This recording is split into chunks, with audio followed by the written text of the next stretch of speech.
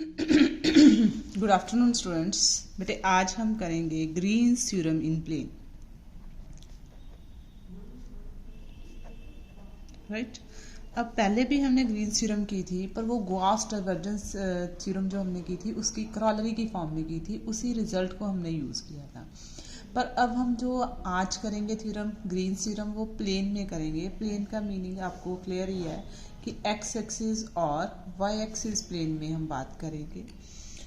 कोई भी दो पॉइंट्स हमें जैसे दिए गए होंगे तो कर्व किस तरह से ड्रॉ होगी, कौन सा पाथ वो फॉलो करेगी। लाइन इंटेग्रल दिया है तो सरफेस में शिफ्ट होगा, तो उसकी कनेक्टिविटी को हमने इस थ्योरम में समझना है कि किस तरह से हमने लाइन इंटेग्रल और सरफेस इंटेग्रल को क्या करना है, एक दूसरे के साथ कनेक्ट करना है। राइट। तो अब हमें दिया क्या है कि एस हमारे पास कोई भी क्लोज्ड बाउंडेड रीजन है। राइट। किस प्लेन में दिया है, एक्स वाई, वो मैंने आपको ऑलरेडी बता दिया है। ठीक है। क्लोज्ड भी लेना है, बाउंडेड भी लेना है। और बाउंड्री का नाम उसने क्या ले लिया है, सी। ये जो सरफेस आपने एस लिया है, it is bounded by boundary C. और सी कैसे बन रही है, छोटी छोटी स्मूथ कर्व्स को ज्वाइन करके बनी है। कैसे भी हो सकती है, ऐसी कर्व भी हो सकती है, it can be like this. तो बनेगी स्मूथ कर्व ही यूजिंग स्मॉल कर्व्स। राइट।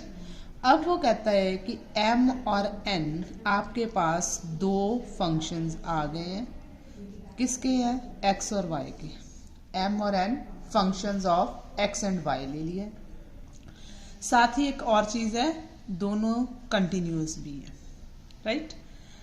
और क्या एग्जिस्ट कर रहा है, इनके पार्शियल डेरिवेटिव्स भी। पार्शियल डेरिवेटिव मतलब करली m बाय करली y या करली n बाय करली x लाइक दिस। अब ये जो पार्शियल डेरिवेटिव आएंगे वो भी क्या आएंगे, functions in x and y आएंगे, क्योंकि m और n किसका फंक्शन थे, x और y का। तो पार्शियल डेरिवेटिव का आंसर भी किस फॉर्म में जाएगा, वेरिएबल x और y की फॉर्म में ही जाएगा।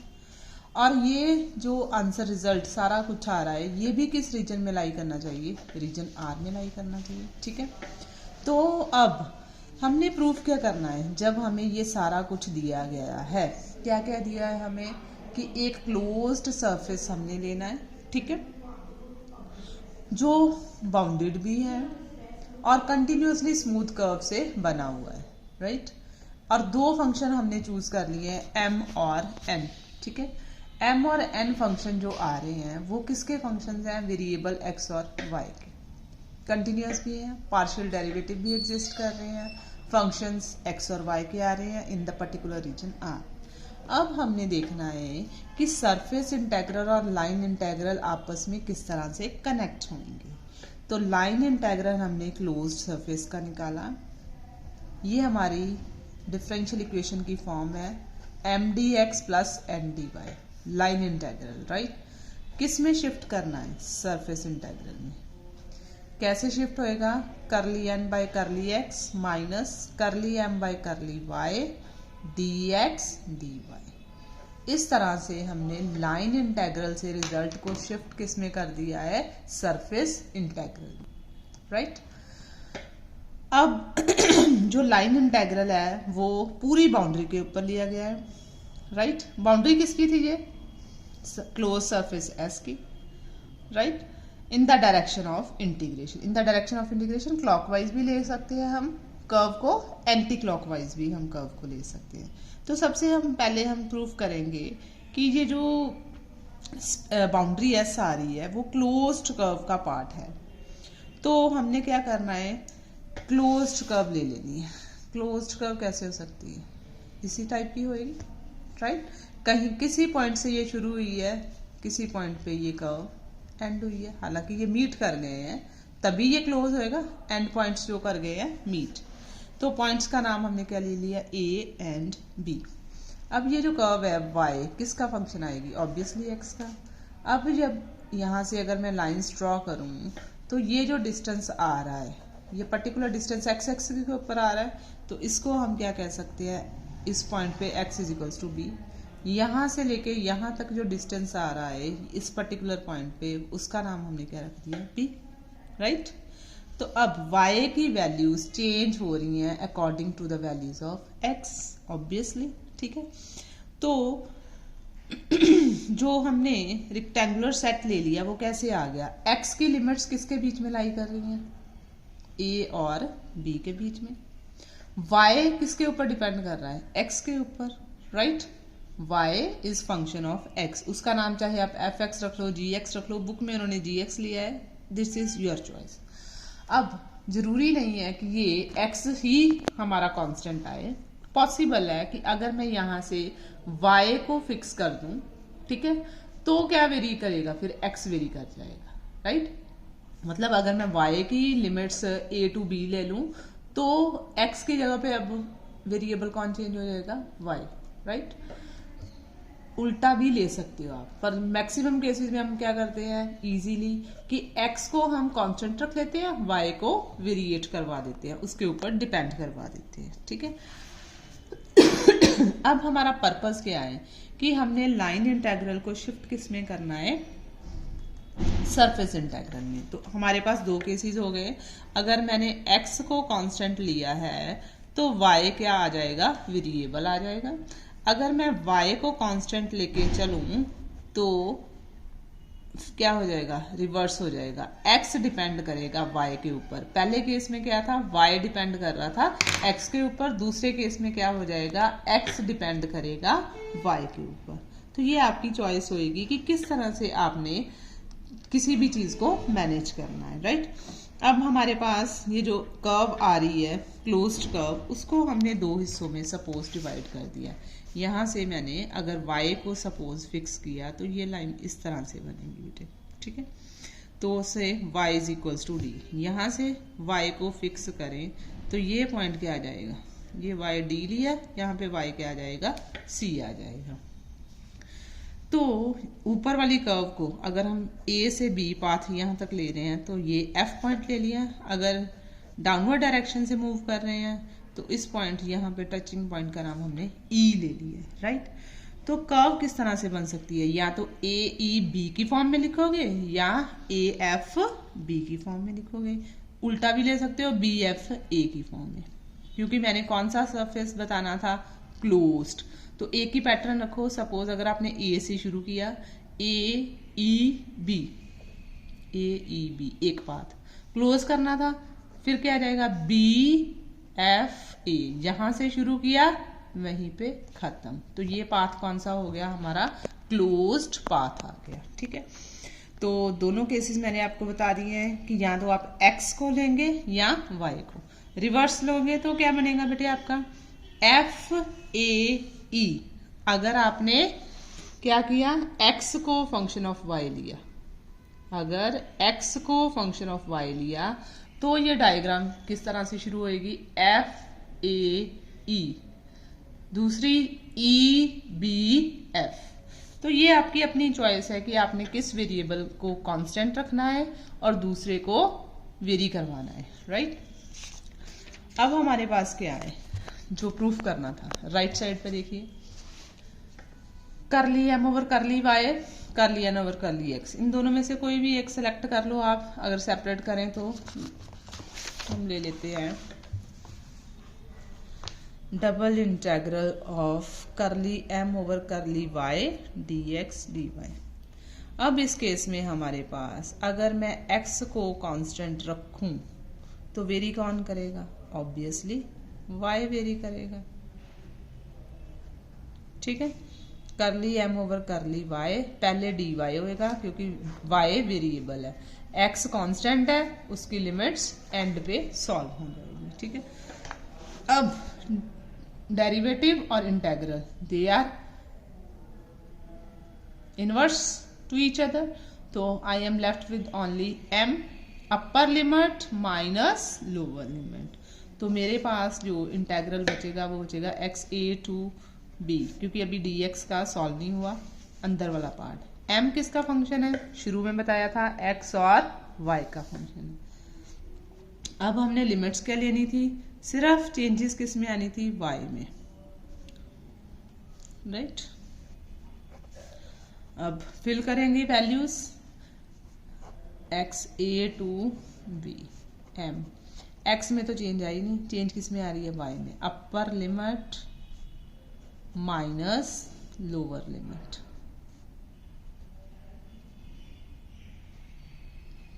इस सारे का इंटीग्रल, वो तो आएगा ही।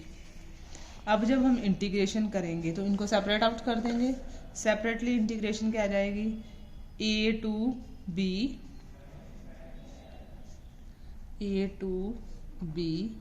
M X G X D X minus X A to B M F X X comma F X D X, right. अब ये देखिए ये लिमिट क्या आ रही है, ए टू बी पॉजिटिव है, इधर माइनस का साइन है। अगर मैं चाहूँगी माइनस का साइन ना आए, या दोनों को साइन अगर मैंने कनेक्ट करना हो अपर लिमिट माइनस लोअर लिमिट की फॉर्म में, तो मुझे क्या चाहिए, माइनस का साइन या तो एफ एक्स के साथ तो ऑलरेडी है ही है, राइट, तो जी एक्स के साथ माइनस का साइन नहीं है, तो वो कैसे पॉसिबल है। अगर हम लिमिट्स को क्या कर दें, इंटरचेंज करेंगे तो लिमिट क्या बन जाएगी हमारे पास, A to B to A B to A M X G X D X minus A to B M X F X D X, right. तो अब हमने क्या देखा, ये क्या बना, ए टू बी, माइनस का साइन कॉमन ले लीजिए आप इंटेग्रल में, ए टू बी ये वाला पार्ट आ जाएगा, प्लस बी टू ए ये वाला पार्ट आ जाएगा, राइट, डी एक्स। तो हमने क्या देखा, A to B plus B to A, जहां से शुरू हुआ वहीं पे खत्म हो रहा है, तो ये क्या बन गया, टोटल फंक्शन। तो चाहे मैंने कर्व को मूव करवाया है क्लॉकवाइज या एंटी क्लॉकवाइज, किसी भी ऑर्डर में आप इस कर्व के थ्रू पास कर रहे हो, जहां से शुरू हो रहा था वहीं पे पहुंच गए, क्लोज सरफेस हो गया, A to B plus B to A, तो क्या बना, lower limit upper limit club हो गई ये सारी। तो टोटल फंक्शन मेरे पास क्या बन गया, माइनस क्लोज इंटरवल सी, क्लोज हो गया ना इंटरवल, यहां से शुरू हो रही है वहीं पे खत्म। तो फंक्शन क्या था अंदर, एम एक्स वाई, सारी की सारी कर्व आ गई, चाहे आप जी एक्स लो चाहे आप एफ एक्स लो, the whole curve is there. नीचे से लिया एफ एक्स, ऊपर वाले पार्ट का आपने नाम क्या रखा था, जी एक्स। तो पूरी की पूरी वैल्यूज किसकी चेंज हो रही हैं, वाई की चेंज हो रही हैं। तो ये क्या बन गया मेरे पास, एम डी एक्स। तो अब आपने ये देखा कि ये जो पार्ट था curly M over curly y, minus का साइन आ गया इधर, राइट। तो माइनस का साइन हमारे पास अवेलेबल हो गया है, इधर भी माइनस का साइन आ गया, किसके इक्वल आया, एक पार्ट एम डी एक्स के। सिमिलरली अब हमारे पास क्या आ सकता है, अगर मैं करली एन बाई करली एक्स सेलेक्ट करूंगी तो वो किस में शिफ्ट हो जाएगा, एन डी वाई में। अब हम करके बताएंगे, क्योंकि अभी मैंने आपको बताया कि जब आपने एक्स को ए टू बी वेरी करवाया था तो कर्व इस तरह से मूव करवाई थी, पर जब मैंने वाई को कांस्टेंट रखना है तो कर्व कैसे मूव करेगी, एफ ए ई, खत्म नहीं हुआ, दूसरा ई बी एफ। तो इस केस में, इन दोनों केसेस में एक्स फंक्शन ऑफ वाई होगा, सपोज मैंने यहाँ पे एफ लिखा, एक्स फंक्शन ऑफ वाई होगा। लिमिट्स अब किसकी कांस्टेंट आएंगी, वाई की। तो सेम प्रोसेस फॉलो होगा। अब जहां पे मैं सिलेक्ट क्या करूंगी, करली एन बाई करली एक्स, तो एक्स अंदर होगा, वाई बाहर होगी।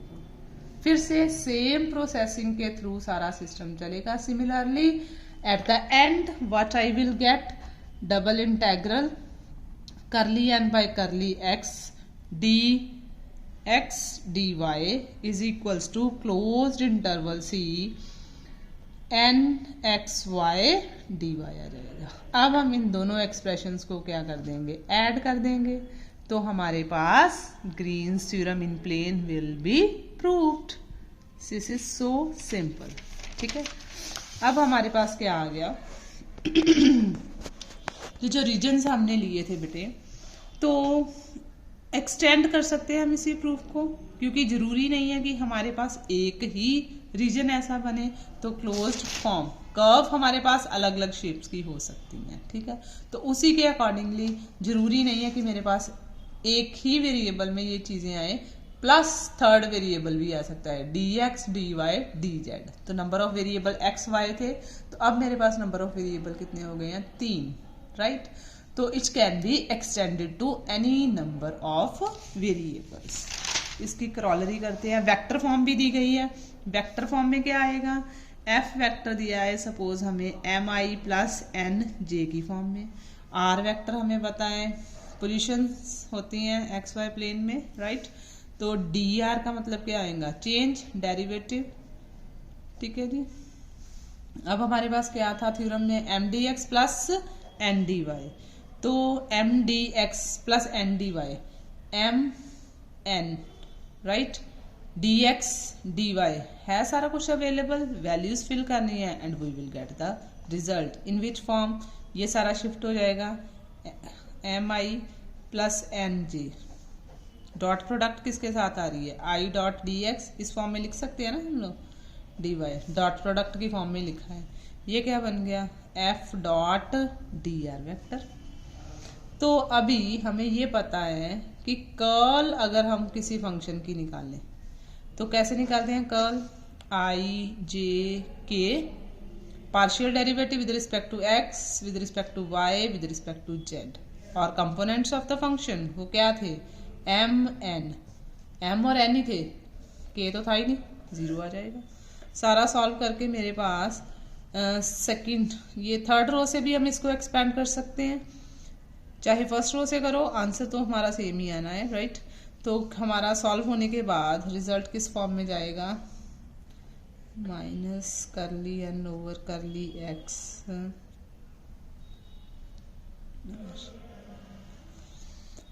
पहले फिर इधर से करो आप, आई कैप ये 0 आ जाएगा, curly N over curly z, right, with negative sign, minus j cap के साथ क्या आ जाएगा, 0, ये भी minus curly M over curly z, plus k cap के साथ क्या आ जाएगा, curly N over curly x minus curly M over curly y. तो आई जे के तीनों हमारे पास अवेलेबल हो गए हैं। ठीक है, आई के साथ भी माइनस का साइन आ रहा है, जे के साथ भी माइनस का आ रहा है, और के साथ हमारे 2 कंपोनेंट्स आ गए हैं। तो अब हमने क्या निकालना था, अगर मैंने प्लेन एक्स वाई लिया था तो यूनिट नॉर्मल वेक्टर किस डायरेक्शन में होएगा, परपेंडिकुलर, जेड एक्सिस ही आएंगे। तो अगर हम कर्ल एफ की के कैप के साथ डॉट प्रोडक्ट लें, कर्ल का आंसर ये आया, के के साथ डॉट प्रोडक्ट लेंगे, के डॉट आई 0, जे डॉट के 0, के डॉट के 1, तो ये आ जाएगा करली एन बाई करली x minus curly M by curly y. तो अभी हमने ग्रीन्स थ्योरम क्या की थी, ग्रीन्स थ्योरम में अभी हमने क्या प्रूव किया बेटे, double integral over the surface और क्लोज्ड रीजन, जैसे जो भी आप लिखना चाहते हो, कर्ल ऑफ एफ डॉट के डी आर किसके इक्वल आ गया, क्लोज्ड इंटरवल सी का, किसका था, एफ डॉट डी आर के इक्वल आ गया। तो यही हम लोग प्रूव करना चाहते थे। डी आर का मीनिंग आपको पता ही है, क्या आएगा डी आर का मीनिंग, एक्स एक्सिस और वाई एक्सिस में क्या चेंजेस आ रही हैं। तो के क्या था, unit perpendicular to the x y plane. तो एक्स एक्सिस और वाई एक्सिस इनके ऊपर परपेंडिकुलर कौन है, जेड एक्सिस ही आ रहा है, राइट। ये एक्स एक्सिस है, वाई एक्सिस है, 3 म्यूचुअली परपेंडिकुलर लाइन यही है, एक्स वाई जेड, राइट। तो अगर ये एक्स वाई है मेरे पास अवेलेबल प्लेन, इसके ऊपर परपेंडिकुलर कौन बना रहा है, तो जेड एक्सिस, के कैप, राइट। नोट 1 इसमें सिंपल ही है कि ग्रीन्स थ्योरम जो है ये कार्टेशियन फॉर्म है स्टोक्स थ्योरम की भी। तो स्टोक्स थ्योरम हम अगली वीडियो में करते हैं बेटे, ठीक है।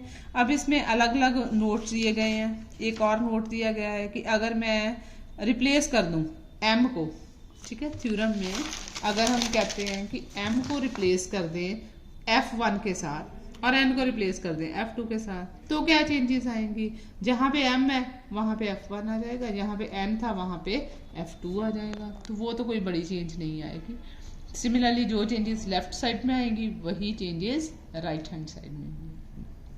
तो आई होप कि ये थ्योरम अब आपको बिल्कुल क्लियर हो गई है। फिर भी कोई डाउट्स अगर आपके रह जाते हैं तो you can tell me. Thank you बेटा।